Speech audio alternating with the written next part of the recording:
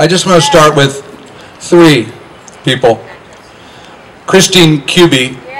Yeah. Christine is a minister on the Big Island who has completely converted me. I mean, I had a terrible life until I knew her, and now that I've gotten out, just kidding. This is a wonderful woman who marries people on the Big Island. You go over there and she does weddings. Oh, Kauai? Hey, whatevs, you know. It's Hawaii somewhere, right? It's green. It's the Aloha State. So she's a minister that works in Hanoi. No, yes. And anyway, this is a wonderful woman. She heard about Kailuabands. There was a Facebook group that I started thinking that a few musicians would say, hey, do you still have that Martin that you had when you played with Tusaron at Pinky's? Yes or no? It grew to be much more than that. People sort of found the site and started talking about the real story, which was our lives, back then. And that little sweet section of time between 74 and 78, that was when I experienced it. I started gigging with different musicians, Mike and Dan. They became Woodrows. I tried to gig with Cooper Still, but they were way too tight, so I wasn't able to. Yeah. You'll get your turn. This marvelous live music scene started up in Kailua, and any night of the week you could go out and hear wonderful live acoustic music. At Pinky's, there's Joni. Yes, Pinky's Broiler, and all of us played in these different places. Susan Lee was the first person I met in the whole Kailua, circuit, and that was in '74. And we just had a huge music scene. Rosie's Boathouse, Strider, and we played the different places. It was a time, as Simon and Garfunkel said, and it kind of came and went a little too quickly, and we didn't know that it was over in '78, '79 when a lot of us left, and some of us stayed. Anyway, we're back to sort of get back there a little bit. And I guess, in working on the CD and other people getting involved in the CD, I realized that what I was trying to do was to go back. And it worked. And that's the best part. I got to hook up with Jerry and Dave. Well, Dave and I had stayed connected, but most of us had sort of lost touch with not only each other, but a little bit of what that time was about. And in doing the album, I started to re-experience what that feeling was. And that was way beyond what I had sort of thought it would be. What eventually happened with Facebook was, and we're back to Christine now, hi Tony. What eventually happened was 350 people are on the Facebook group, and they're posting pictures of like Ford Comets in front of Cornet in Kailua, which is no longer there.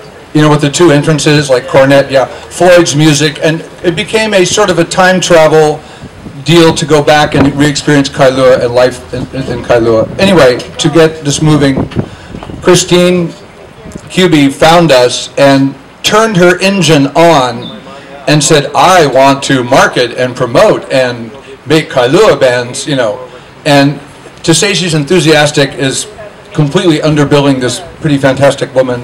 But she did get quite involved and ended up finding this ranch for the reunion for one of the nights, and ended up funding this ranch for the night, and did all this wonderful stuff. At this point, her mother, who's 92, is in comfort care, which means there's not a lot of time left for her mother, whom she's very close to.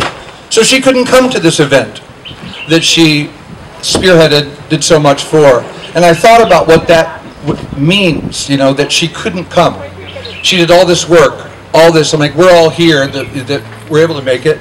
She didn't come because she had to take care of her mom.